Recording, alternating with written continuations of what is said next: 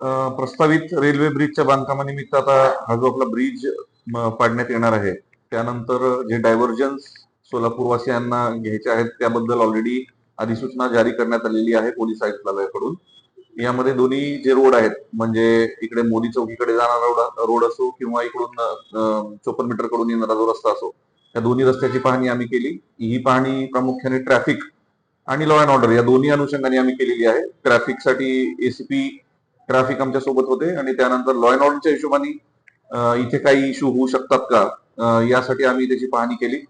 रात्रीच्या वेळी काही ठिकाणी पथदिवे नाहीयेत किंवा काही ठिकाणी सीसीटीव्हीची आवश्यकता वाटते, त्या संदर्भात किंवा काही ठिकाणी काही अतिक्रमण आहेत ती तात्काळ काढणं गरजेचं आहे. त्या संदर्भात आम्ही ऑलरेडी माननीय महापालिका आयुक्तांना पत्रव्यवहार केलेला आहे.